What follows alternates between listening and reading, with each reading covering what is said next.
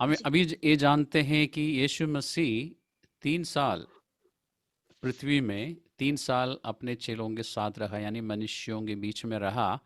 विशेष करके इन लोगों के जिनसे अभी यीशु मसीह बात कर रहा था 14वें अध्याय में। अपने चेलों में 12 लोगों से ज़्यादा है, लेकिन मुख्य रूप से ये 12 प्रेरित भी है और फिर बाकी चेले भी हैं। इनके बीच में 3 साल रहा और प्रभु ने इसी 14वें अध्याय में 18वें पद में कहा कि मैं तुम्हें अनाथ नहीं छोड़ूंगा, यानी मैं तुम्हें अकेला नहीं छोड़ूंगा। और पिछले बार भी हमने इस बारे में बात की थी कि यीशु मसीह 3 साल लगातार दिन रात इनके साथ, या हम ये कह सकते हैं कि ये लोग प्रभु के साथ रहे हैं। प्रभु के साथ उठना बैठना, खाना खाना, प्रार्थना करना, सब कुछ प्रभु के साथ इन्होंने किए हैं। और फिर हमने ये भी देखा कि हर बात में, हर परिस्थिति में प्रभु यीशु मसीह उनके साथ था। किसी भी समस्या का सामना करने के लिए उनको इधर उधर कहीं जाने की ज़रूरत नहीं थी, क्योंकि प्रभु उनके बीच में रहा। मतलब मनुष्य के रूप में तो वो प्रभु की ओर ही देखते थे। लेकिन वो प्रभु अब जा रहा है, और प्रभु ने ये भी कहा इसी 14वें अध्याय में कि जहां मैं जा रहा हूं वहां तुम नहीं आ सकते हो, अभी अभी नहीं आ सकते हो, तुम बाद में मेरे पीछे आ सकते हो। लेकिन इस समय काल में, उनके लिए फर्स्ट सेंचुरी में जब तक वो जीवित है वह पृथ्वी में, वो उस जगह नहीं जा सकते जहाँ प्रभु जा रहा है। यानी प्रभु अब हमेशा के लिए स्वर्ग पर होगा। और ये लोग, और उनके बाद में हम लोग 21वीं सदी में, हम लोग पृथ्वी में हैं अभी, अभी हम स्वर्ग में नहीं हैं। और उनसे प्रभु ने कहा कि लेकिन मैं तुम्हें अनाथ नहीं छोड़ूंगा, अकेले नहीं छोड़ूंगा। इसका मतलब प्रभु ने कुछ अरेंजमेंट किया है। और फिर प्रभु ने कहा कि मैं पिता से विनती करूंगा। इसी आगे चल के हम देखेंगे, इसी 14 का 16 में प्रभु ने कहा था ना कि मैं पिता से विनती करूंगा और वे तुम्हें एक और सहायक देगा कि वे सर्वदा तुम्हारे साथ रहे। तो इसमें हमें ध्यान देने वाली बातें क्या क्या है कि एक तो जैसा यीशु मसीह उन चेलों के बीच में उनके साथ रहा, वैसा ही एक सहायक परमेश्वर ने, यीशु मसीह ने वायदा किया और चेलों को मिला भी है, और वो हमेशा उनके साथ रहेगा। यीशु मसीह मनुष्य के रूप में कुछ ही समय के लिए था, लेकिन यीशु मसीह के बाद जो पवित्र आत्मा आता है वो सर्वदा एक विश्वासी के साथ रहता है। तो बहुत ही आनंद और तसल्ली की बात है। दूसरा, यीशु मसीह जब पृथ्वी में रहा तो वो कुछ लोगों के साथ रह सकता था एक समय में, और वो भी एक जगह में। लेकिन अब पवित्र आत्मा हर समय हर एक विश्वासी के साथ है।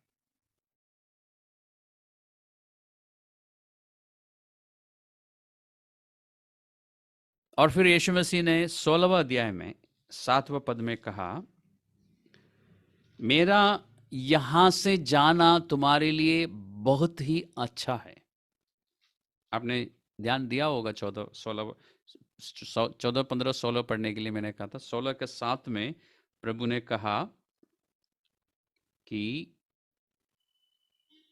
तो भी मैं तुमसे सच कहता हूं कि मेरा जाना तुम्हारे लिए अच्छा है, क्योंकि यदि मैं ना जाऊं तो वह सहायक तुम्हारे पास नहीं आएगा।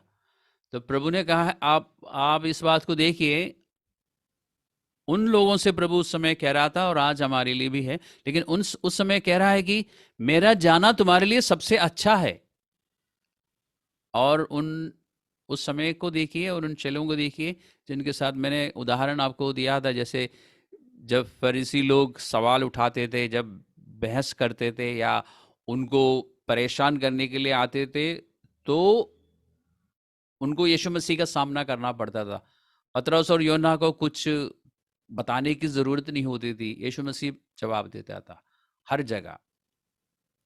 लेकिन अब वो यीशु मसीह जा रहा है और इनको बता रहा है कि मेरा जाना तुम्हारे लिए अच्छा है।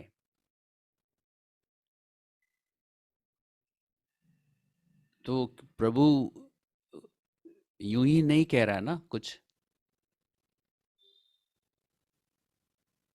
उस बात को देखिए, यीशु मसीह का जाना, वापस जाना उस समय के चेलों के लिए अच्छा रहा है, और यीशु मसीह के जगह पर पवित्र आत्मा आया है उस समय, और आज के समय हमारे पास पवित्र आत्मा है। तो यीशु मसीह यही बात हमसे कहता है कि अच्छा है कि मैं पृथ्वी में तुम्हारे साथ नहीं हूं, क्योंकि अगर मैं पृथ्वी में होता तो पवित्र आत्मा तुम्हारे पास नहीं होता। और यीशु मसीह मैंने पिछली बार कहा ना कि विश्वास में आने के बाद, यीशु मसीह को जानने के बाद, और कभी-कभी आप लोगों के मन में भी आया होगा, मेरे मन में तो ज़रूर आया है कि काश मैं उस समय जीवित होता और मैं इस्राएल में होता जब यीशु मसीह पृथ्वी में था, तो कितना अच्छा होता कि यीशु मसीह के पीछे-पीछे चलना, या यीशु मसीह के साथ चलना, या यीशु मसीह को साक्षात देखना। कभी कभी आपके मन में भी आपने भी सोचा होगा, लेकिन प्रभु ने कहा कि उससे ज्यादा अच्छा है कि मैं वापस जाऊं, और मेरे जगह पर पवित्र आत्मा है। तो क्या आपने कभी इस बारे में सोचा, इस इन इन चैप्टर्स को पढ़ते हुए? और जैसे अभी हमने देखा, पवित्र आत्मा के लिए कहा है कि वो हमें सिखाएगा। और मैंने पिछली बार भी आपको कहा था कि आप जब चैप्टर्स पढ़ते हैं तो पवित्र आत्मा से मदद मांगिए। पवित्र आत्मा के बिना हम इस और मैं आपको फिर याद दिलाना चाहूँगा, हम इन तीनों चैप्टर्स को क्यों पढ़ रहे हैं? हम पवित्र आत्मा को पहचानना चाहते हैं, पवित्र आत्मा को जानना चाहते हैं, क्योंकि प्रभु ने कहा, यीशु मसीह ने कहा कि मेरा जाना तुम्हारे लिए बहुत ही अच्छा है, क्योंकि मेरे बदले पवित्र आत्मा आएगा। और हर देश में, दुनिया के किसी भी कोने पे क्यों ना हो, आप कहीं भी रहें, वहाँ पर आपके साथ, यदि आप ने नए सिरे से जन्म पाया है, एक एक शर्त है, दुनिया के बाकी सब लोगों पर ये लागू नहीं है। पवित्र आत्मा, अगर आपने यीशु मसीह पर विश्वास किया है, अगर यीशु मसीह के उस बलिदान को आपने माना है, विश्वास किया है, तो आपके अंदर पवित्र आत्मा है और वो सर्वदा आपके साथ रहेगा।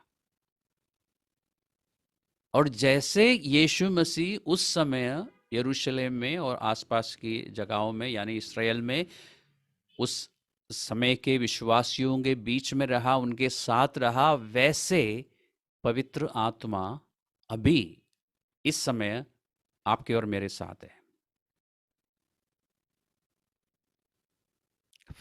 फर्क सिर्फ इतना है कि पवित्र आत्मा मनुष्य के रूप में बाहर नहीं खड़ा है, पवित्र आत्मा आपके अंदर है, सिर्फ इतना फर्क है। सोचिए इस बारे में, इस बात को थोड़ा सा हजम कर लीजिए, और ध्यान रखिए पवित्र आत्मा के लिए इसी ये 14वां अध्याय में भी और फिर 16वां अध्याय में भी प्रभु ने कहा कि वो सत्य का आत्मा है, यानी हमें सत्य की ओर ले जाने वाला आत्मा, या सत्य का आत्मा। और यीशु मसीह ने स्वयं कहा है कि मैं सत्य हूं। यीशु मसीह ने अपने लिए कहा है कि मैं सत्य हूं। और फिर यीशु ने 17वां अध्याय में कहा कि परमेश्वर का वचन सत्य है। और पवित्र शास्त्र में से हम जानते हैं कि परमेश्वर स्वयं सत्य है। अगर ये, तो परमेश्वर, यीशु मसीह ने ये बात कई बार क्यों कही कि ये सत्य का आत्मा है, यानी ये जो पवित्र आत्मा है वो स्वयं परमेश्वर है जो आपके अंदर है। क्योंकि अगर आप बाइबल को ध्यान से पढ़ते हैं इन दिनों में, तो आपको दिखाई देता है कि पिता स्वर्ग में है। हे हमारे पिता, तू जो आसमान में है ना? पिता स्वर्ग में है। और यीशु मसीह कहाँ है? स्वर्ग में पिता की दाहिनी ओर बैठा है।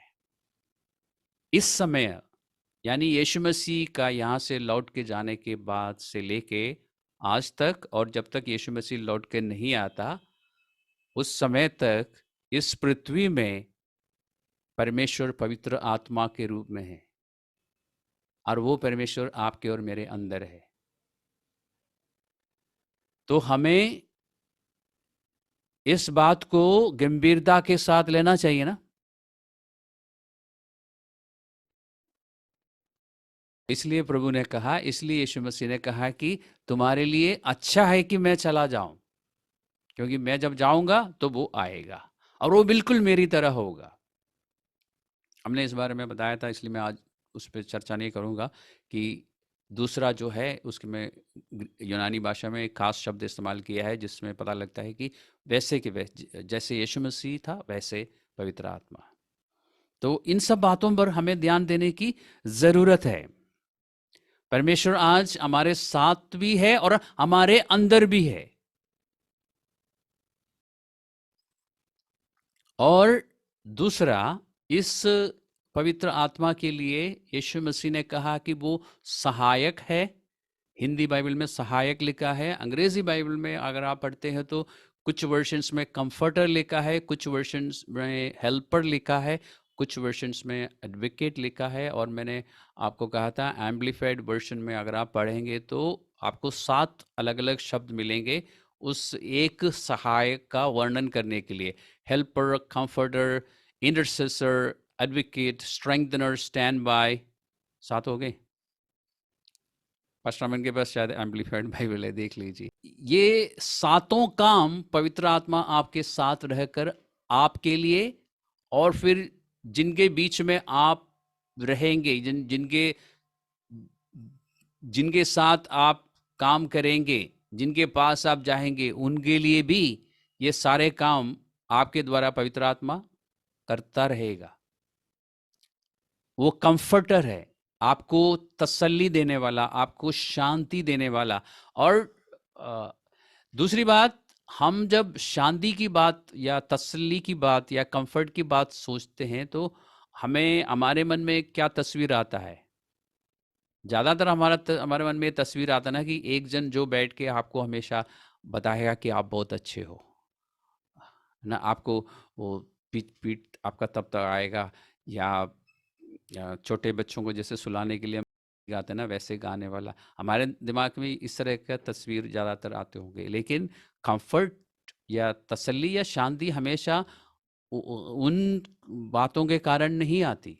या शांति दिलाने के लिए, तसल्ली दिलाने के लिए और भी तरीके हैं, और भी और ज़रूरत भी है। उदाहरण के लिए यीशु मसीह ने लूका का सुसमाचार का 12वां अध्याय में, हम चलते हैं वहां पर, 12वां अध्याय में एक बार हम नज़र मारते हैं या नज़र डालते हैं। लूक 12, चैप्टर 12,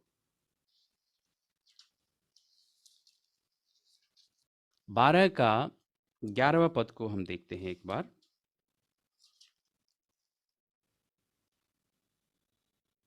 यहां पर प्रभु यीशु मसीह ने अपने चेलों से कहा, और आज हम सबसे कह रहा है, जब लोग तुम्हें सभाओं और हाकिमों और अधिकारियों के सामने ले जाएं तो चिंता ना करना कि हम किस रीति से या क्या उत्तर दें या क्या कहें, क्योंकि पवित्र आत्मा उसी घड़ी तुम्हें सिखा देगा कि क्या कहना चाहिए।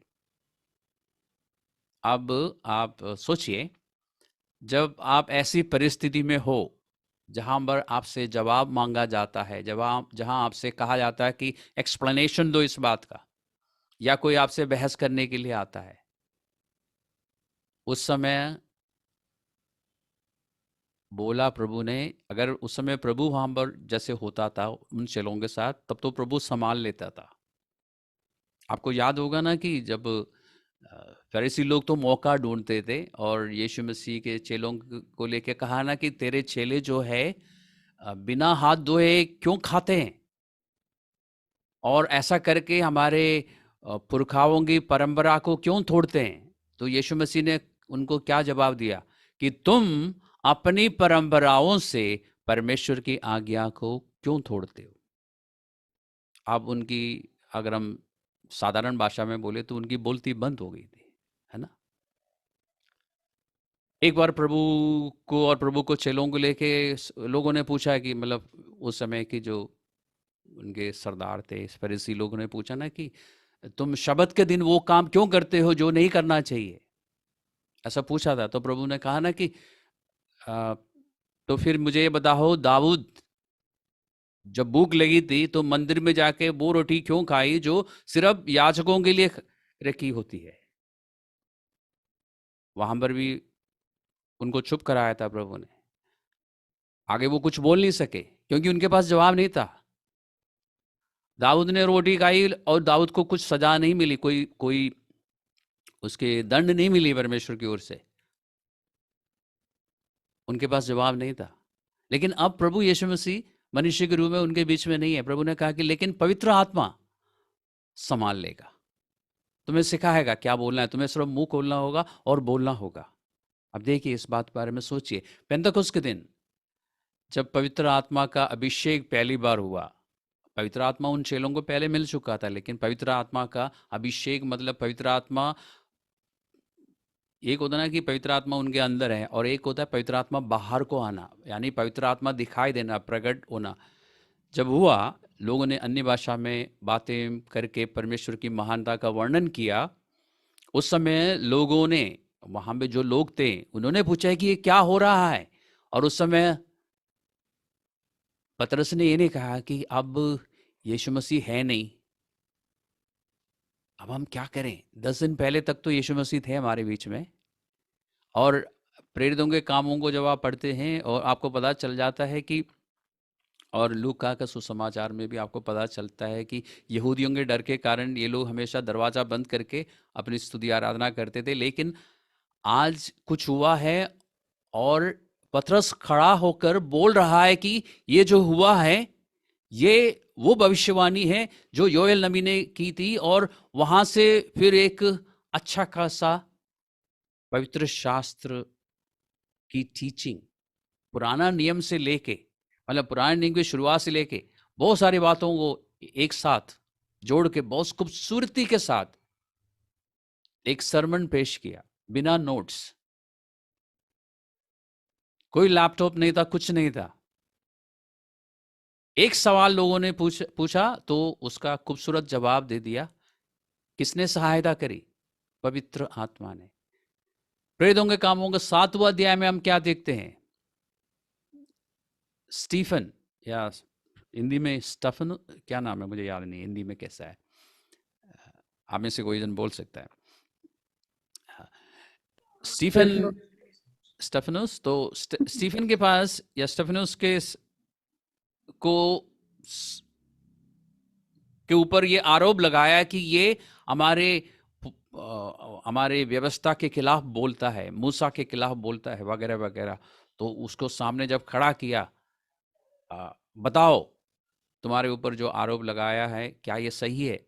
तो लिखा है कि स्तिफनुस ने उसका जवाब जो दिया पवित्र आत्मा से भरपूर होकर, और जो कुछ वो बोल रहा था उसका सामना नहीं कर पाए लोग। और ये साधारण लोगों की बात नहीं कर रहा हूं, वहां उस समय के फरीसी लोगों के जो, और शास्त्री लोग जो कि वहां के स्कॉलर्स थे, यहूदी मत का, विश्वास का स्कॉलर्स थे, जिनको पुराने नियम की एक एक बात रटी हुई थी उनके लिए, लेकिन वो उन बातों का सामना नहीं कर सके। यानी जो बात स्टिफनुस बोल रहा था पवित्र आत्मा के द्वारा, उसका जवाब वो दे नहीं पाए। और जब आप, मैं ये दोनों एग्जाम्पल्स आपको क्यों दिए, क्योंकि जब आपके सामने ऐसी समस्या हो और पवित्र आत्मा आपको सिखाता है, फिर आप बोलना शुरू करते हैं, तो क्या मन में शांति नहीं आती? जब पवित्र आत्मा आपको बचा लेता है इस तरह, तब तसल्ली नहीं आती, कंफर्ट नहीं आता। और ये तो मैंने 2 उदाहरण दिए, प्रेरितों के काम में तो बहुत सारे ऐसे उदाहरण हैं। कहीं भी कभी भी जब आप समस्या का सामना करते हैं, तो आपके पास और आपके अंदर, और ये दोनों इंग्लिश में प्रपोजिशंस में इसलिए इस्तेमाल कर रहा हूँ क्योंकि वो जो आपके पास है ना, एक्चुअली आपके बाहर नहीं, आपके अंदर है।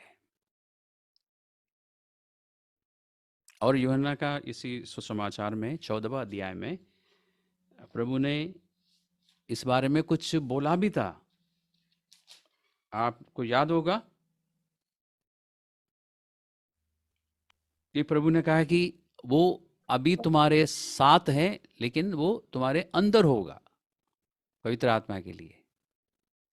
तो ये पवित्र आत्मा हमारे अंदर रहकर और हमारे साथ रहकर हमारी सहायता इस तरह से करता है।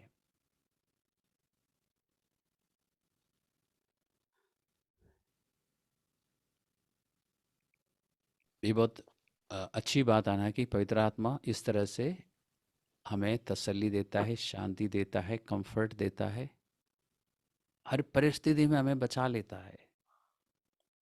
और अगर हम पतरस और बाकी चेलों के, उस समय के चेलों के बारे में बात करें, तो ये लोग बहुत ज़्यादा हाईली एजुकेटेड नहीं थे। उन फरीसियों और उन शास्त्रियों के मुकाबले करने की योग्यता नहीं थी इनमें, क्योंकि वो तो, आज की भाषा में बोलूं तो, उन्होंने टॉप यूनिवर्सिटी से, मतलब बाइबल्स कॉलेज सेमिनरी से पीएचडी कर रखे थे। उनके सामने ये लोग कुछ भी नहीं थे। लेकिन जब जब इन्होंने कुछ बोला, उनकी बोलती बंद हो गई। प्रेरितों के काम में आप देखते ना कि पतरस से जब इतनी सारी बातें की वहाँ के उस समय के याजकों और बाकी लीडर्स ने मिलके, तो पतरस ने कहा कि, लिखा है कि पवित्र आत्मा से वो भर गया और उसने कहा कि तुम ही देखो कि मुझे परमेश्वर की बात माननी चाहिए या तुम्हारी बात माननी चाहिए। अब उसके आगे वो कुछ बोल नहीं सके।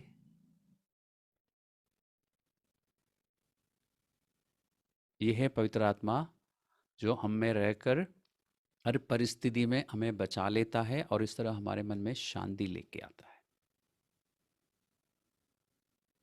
इसलिए प्रभु ने कहा कि वो सहायक है क्योंकि वो सहायता करता है, वो टीचर है क्योंकि वो सिखाता है, और वो हमें बचा लेता है, इसलिए हमें तसल्ली मिलती है, कंफर्ट। दूसरा, अभी पूजा ने बोला कि 14 का 26 में कि वो सिखाएगा,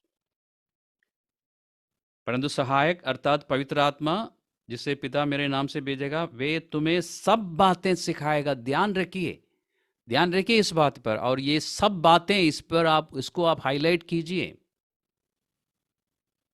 इसको हाईलाइट कीजिए और इसको समझिए, क्योंकि वो आपको कुछ कुछ बातें नहीं, सब बातें सिखाएगा। जो कुछ आपको सीखने की जरूरत है यीशु मसीह के पीछे चलने के लिए, एक अच्छा और सच्चा चेला बन के रहने के लिए या चलने के लिए, आपको जो कुछ भी मालूम होना चाहिए वो पवित्र आत्मा आपको सिखाएगा। अच्छी बात है ना। मैं कभी कभी बाइबल के अलग अलग वर्शंस पढ़ता हूँ किसी बात को समझने के लिए। मैं हिंदी में भी पढ़ लेता हूँ, अलग अलग लैंग्वेजेस में पढ़ता हूँ, फिर इंग्लिश में अलग अलग, मेरे पास बहुत सारे वर्शंस हैं, अलग अलग वर्शंस पढ़ता हूँ। और फिर मैं यूनानी भाषा के उन शब्दों को देखता हूँ, उसका अलग से स्टडी, उसको थोड़ा सा स्टडी करता हूँ, मतलब मैं स्टडी करता हूँ। मैं नहीं कह रहा हूँ कि मैं ग्रीक बहुत अच्छी तरह जानता हूँ, लेकिन मैं ग्रीक पढ़ सकता हूँ, लिख सकता हूँ, लेकिन मैं वर्ड्स और उसके ग्रामर समझता हूँ। इसलिए जब मैं थोड़ा सा डिटेल में ग्रामर को देखता हूँ, वर्ड्स कैसे इस्तेमाल हुए हैं, और तो मुझे थोड़ा सा और डीप बातें समझ आती है। लेकिन मैंने कई बार देखा है, जो बात मैंने समय लगा के अध्ययन करके मल्टीपल वर्शंस पढ़ने के बाद 3-4 घंटा लगा के जो बात मुझे समझ आती है, वो ग्रीक के बिना रीना मुझे बता देती है। बहुत सारी बातों में मैंने देखा है, उसी पैसेज, किसी भी एक पैसेज को लेके, और मैं कहता हूँ ये फेयर नहीं है, दिस इज़ नॉट फेयर। मैंने 4-5 घंटे मेहनत की, और ग्रीक सीखने के लिए भी मेहनत की थी, मतलब उन उन दिनों में जब मैं नया नया था प्रभु में, और यहाँ पे उसके बिना पवित्र आत्मा समझा देता है।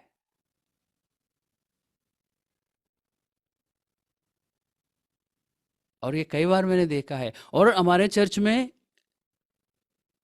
और भी लोग ऐसे हैं।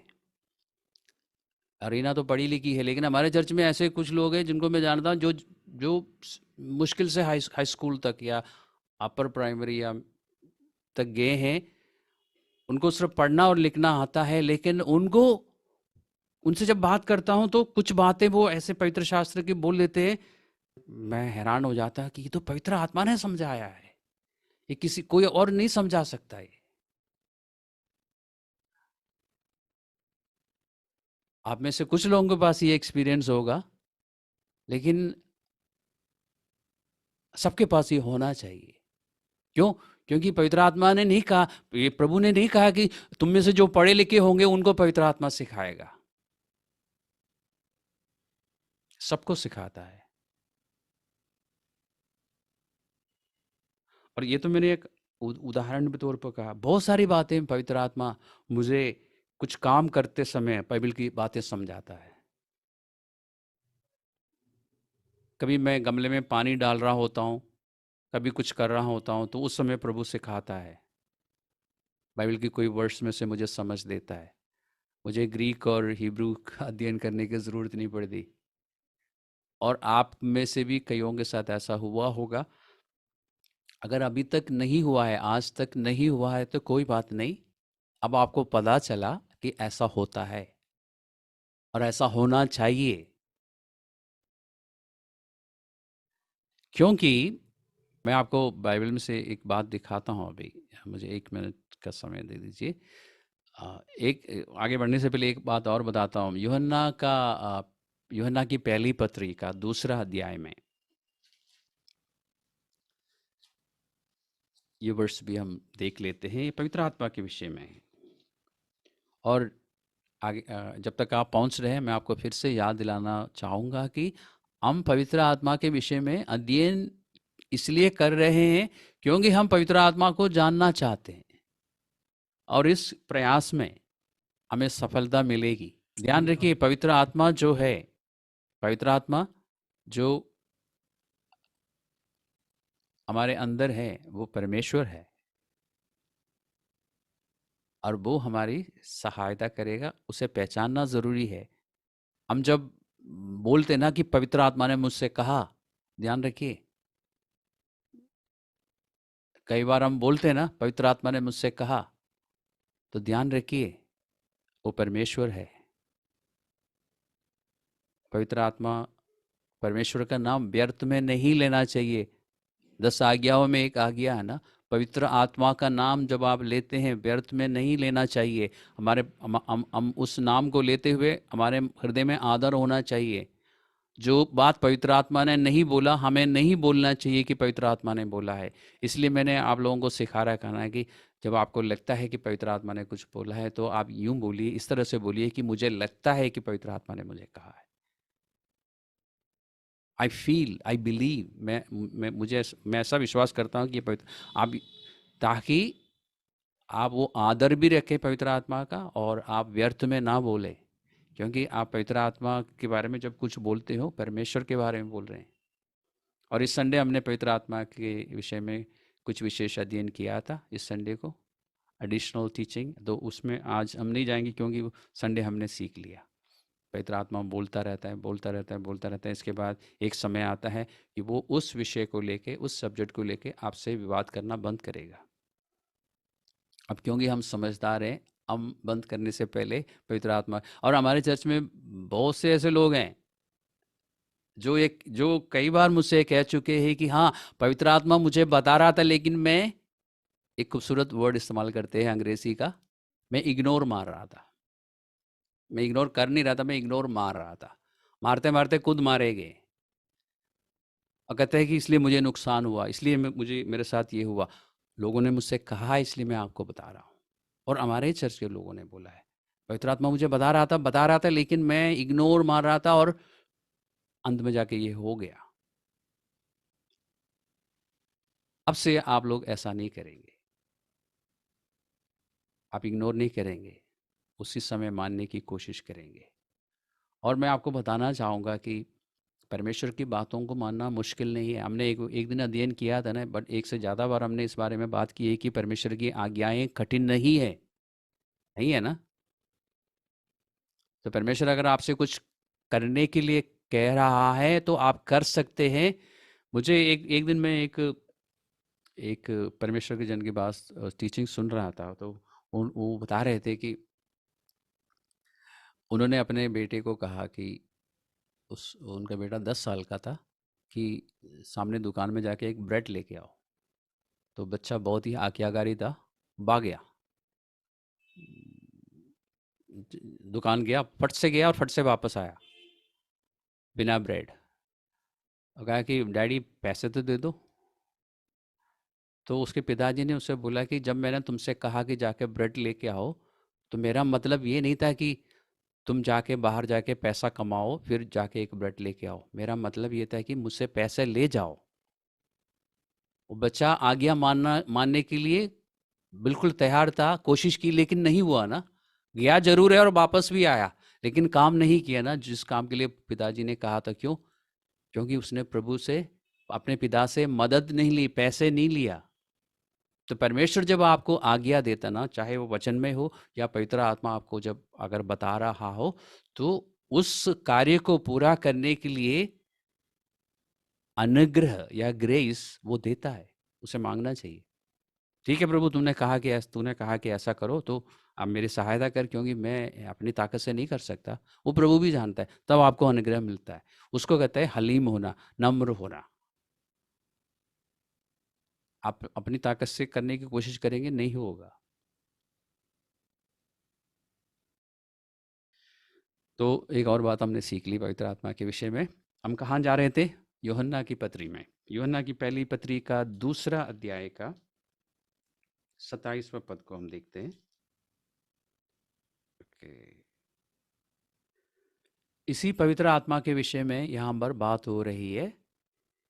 परंतु तुम्हारा वह अभिषेक जो उसकी ओर से किया गया है, यानी आपका अभिषेक किसकी ओर से किया गया है? परमेश्वर की ओर से किया गया है, पिता की ओर से। वो अभिषेक तुम्हें बना रहता है। बात हो रही है पवित्र आत्मा के विषय में। और तुम्हें इसका प्रयोजन नहीं कि कोई तुम्हें सिखाए, वरन जैसे वे अभिषेक जो उसकी ओर से किया गया तुम्हें सब बातें सिखाता है, और ये सच्चा है और झूठा नहीं। यानी क्योंकि आपके पास पवित्र आत्मा है, आपको वो शिक्षा देता रहेगा, आपको सिखाता रहेगा, आपको समझाता रहेगा। इसका मतलब ये नहीं है कि हमें और टीचर्स की ज़रूरत नहीं है, क्योंकि कलीसिया में टीचर्स को, शिक्षकों को या उपदेश देने वालों को, सिखाने वालों को यीशु मसीह ने ही नियुक्त किया है। इफिसियों के पत्री का 4 अध्याय को पढ़िए। कलीसिया में इन सब लोगों को, यानी इन शिक्षकों को यीशु मसीह ने नियुक्त किया है। तो हमें ज़रूरत है शिक्षकों की, हमें ज़रूरत है सिखाने वालों की। लेकिन जब दूसरे लोग हमें सिखाते हैं, पास्टर्स, टीचर्स हमें सिखाते हैं, हमारी समझ को पवित्र आत्मा ही खोलता है।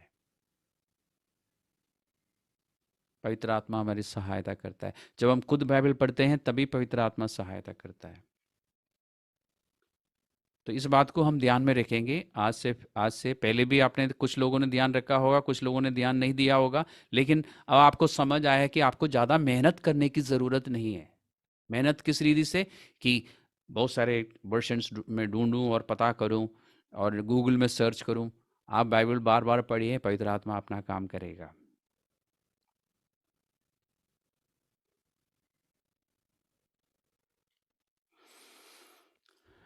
कुरिन्थियों की पत्री में हम चलते हैं। यहाँ पर भी पवित्र आत्मा के विषय में बात है। और हम, ध्यान रखना, हम पवित्र आत्मा को पहचानने की कोशिश में हैं। पवित्र आत्मा जो हमारे अंदर है, पवित्र आत्मा जो स्वयं परमेश्वर है, और वो हम में रहकर और हमारे साथ रहकर हमारे लिए क्या क्या करता है, ये जब हम समझना शुरू कर। मैं ये सारी बातें कह के मैं आपको ये नहीं बता रहा हूँ कि मैं पवित्र आत्मा को अच्छी तरह जानता हूँ, नहीं, मैं भी कोशिश में हूँ। ये बातें जब मैं आपको बताता हूँ तो मैं खुद भी सुन रहा हूँ, और मुझे भी कुछ कुछ नई बातें समझ आती है, जो मैं अगले इसमें सिखाऊंगा। कुछ बातें मैं वैसे बोल भी रहा हूँ। तो पवित्र आत्मा हमें अभी सिखाएगा अपने विषय में, ताकि हम पवित्र आत्मा को पहचान सके। कुरिन्थियों की पहली पत्री का 2 अध्याय में चलते हैं।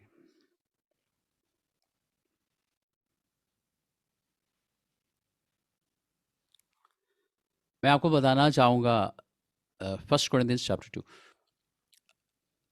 जो लोग नए सिरे से जन्म नहीं पाए हैं, जिन्होंने यीशु मसीह पर विश्वास नहीं किया, वो भी बाइबल पढ़ते हैं। बहुत सारे लोग बाइबल पढ़ते हैं लेकिन बाइबल समझ नहीं आती, उन बाइबल की बातें उनको समझ नहीं आती। क्यों नहीं समझ आती? क्योंकि उनके पास पवित्र आत्मा नहीं है सहायता करने के लिए। पवित्र आत्मा की सहायता के बिना आप बाइबल को नहीं समझ सकते, परमेश्वर की बातों को नहीं समझ सकते। इस 2 अध्याय का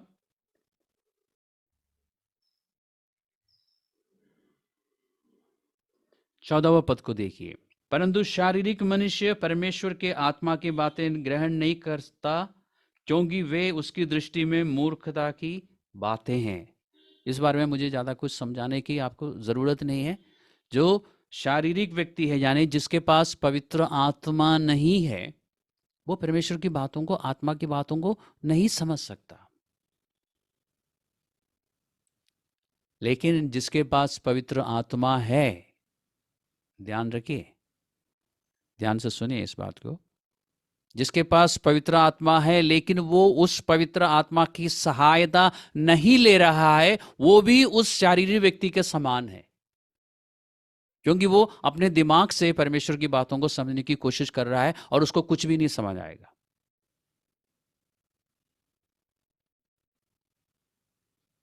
जब तक पवित्र आत्मा आपकी सहायता नहीं करता, आपको बाइबल की बातें नहीं समझ आएगी। जब लिखवाने वाला आपके साथ है तो उससे पूछना चाहिए ना, इसका मतलब क्या है, वो समझाएगा।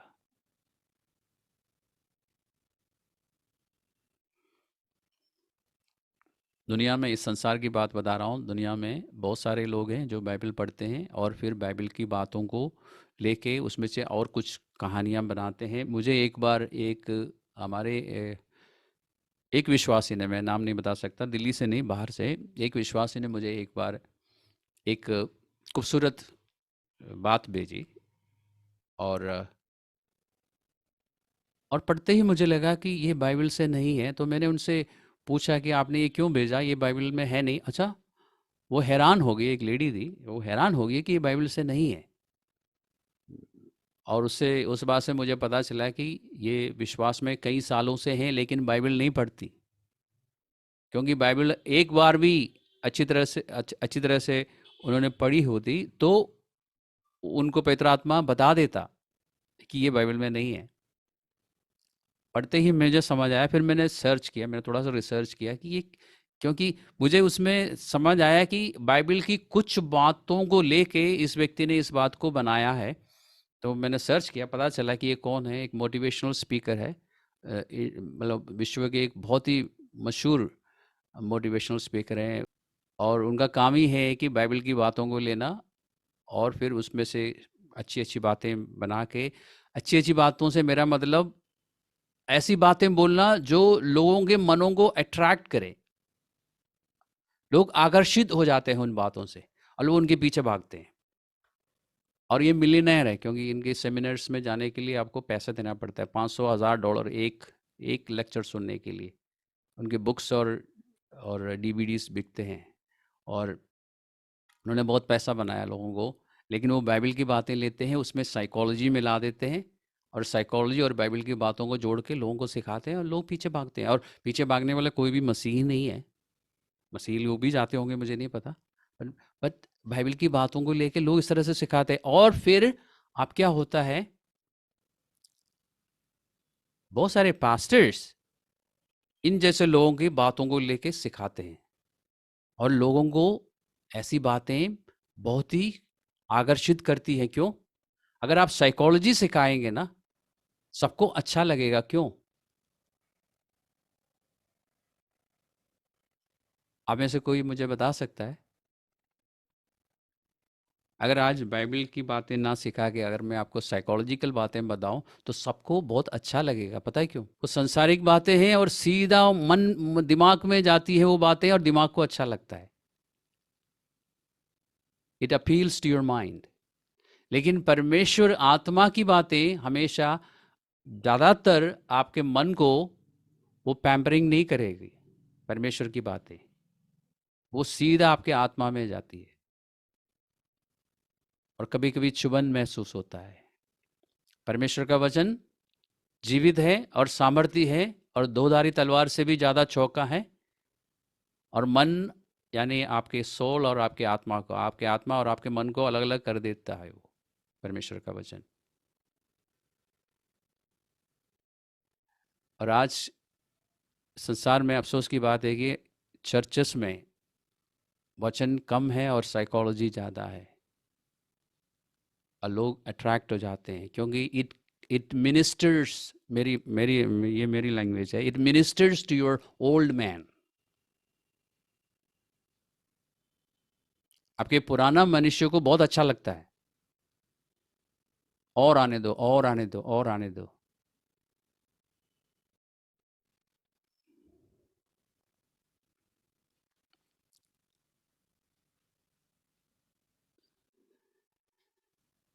लेकिन हम ऐसा नहीं करेंगे। हम परमेश्वर के वचन का अध्ययन करने की कोशिश करेंगे पवित्र आत्मा की सहायता से।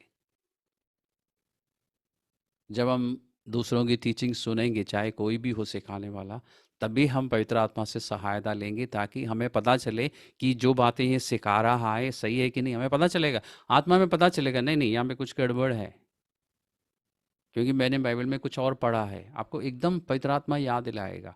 तो जो बातें सही नहीं है, इसलिए थिस्सलुनीकियों की पत्री में लिखा ना कि भविष्यवाणी को तुच्छ ना जानो। और मैंने आपको बताया भविष्यवाणी का मतलब, या अंग्रेजी में प्रोफेसी का मतलब, सिर्फ भविष्य की बातें जो कोई खड़े होके बोलता है वो नहीं। भविष्यवाणी का मतलब है कि जो परमेश्वर की ओर से बोला जाता है, और जब कोई बाइबल में से आपको सिखाता ना, वो परमेश्वर की ओर से आपसे बोल रहा है, या कम से कम ये दावा करता है कि मैं परमेश्वर की आत्मा से सुन के आपको सिखा रहा हूँ।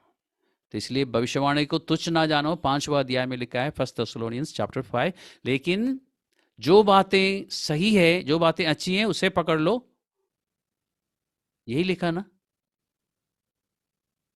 केला खाओ और छिलका फेंक दो, यानी जो बातें उसमें सही है उसको पकड़ लो। जो जिन बातों के लिए पवित्र आत्मा कहते हैं, मतलब रेड फ्लैग, जैसे रेड फ्लावर है, रेड फ्लैग दिखाता है, वहां उन बातों को साइड में रखो, और जो बातें ठीक है उसको ले लो, जो वचन में है। प्रेरितों के काम 17 का 11 हमेशा ध्यान रखना। वचन में खुद भी देखो और देखो पवित्र आत्मा क्या बता रहा है। किसी भी टीचर को, सिखाने वाले को, या किसी की भी शिक्षा को तुच्छ मत जानो, लेकिन ध्यान से देखो ये बातें पवित्र आत्मा, इन बातों को लेके पवित्र आत्मा क्या बता रहा है। और जो जिन बातों के लिए पवित्र आत्मा टिक टिक मार्क डाल रहा है, उन बातों को कस के पकड़ो। पकड़ने का मतलब दिल में उसको उसको थामे रहो और उसके अनुसार तुरंत काम करना शुरू करो, तब आपके जीवन में परिवर्तन होगा। पवित्र आत्मा हमारे संग रहकर हमारी सहायता करता है, हमारे अंदर रह के 24 घंटे। 24 घंटे तो हम वैसे एक्टिव नहीं होते, कुछ समय हम सोते हैं, लेकिन नींद में भी पवित्र आत्मा आपसे बात कर सकता है। इसलिए आप सपना देखते हैं, जो सपना परमेश्वर की ओर से है। हम ज़्यादा खाना खाने के बाद भी कई बार सपना देख लेते हैं, उसके बारे में नहीं बता रहा हूँ। पवित्र आत्मा बात करता है। पवित्र आत्मा की बातों को सुनिए, वचन से देखिए ये पवित्र आत्मा ही बोल रहा है या कोई और बोल रहा है।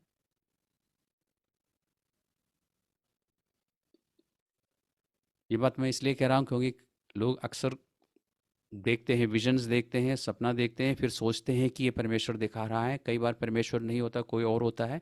तो वचन में देखेंगे तो आपको पता चलेगा कि ये कौन कौन दिखा रहा है।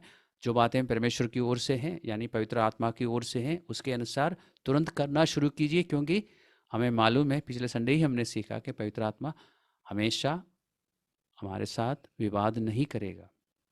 तो समय रहते ही हम पवित्र आत्मा की बातों को मानेंगे और हम बदलते जाएंगे। अभी तो हमने सिर्फ शुरुआत की कुछ बातें देखी, अभी तो पूरा 3 अध्याय में हमें और अध्ययन करना है। अभी तो 14वां अध्याय का 1-2 वर्सेस पर ध्यान दिया हमने, और 16वां अध्याय में से एक वर्ष पर ध्यान दिया। हम इन तीनों अध्यायों में रहेंगे, वापस आएंगे, फिर अध्ययन करेंगे। तो अगले बुधवार को भी जब आप आएंगे, इन तीनों अध्यायों को कम से कम एक बार पढ़ लेना, और अकेले बैठ के मत पढ़ना। कहने का मतलब पवित्र आत्मा को साथ लेके पढ़ना। और पवित्र आत्मा बहुत ही जेंटलमैन की तरह काम करता है। अगर आप निमंत्रण नहीं देंगे तो वो नहीं करेगा आपके साथ। ज़बरदस्ती आके आपके आपके पास आके नहीं बैठेगा। जैसे लोग कई बार आके बैठ जाते हैं, मैं थोड़ी सी जगह दो, फिर वो पूरी जगह ले लेते हैं आपका। ऐसा नहीं करता पवित्र आत्मा। जैसे आप मेट्रो में जाते हैं या पुराने टाइम में ट्रेन में जाते हैं तो ऐसा होता था।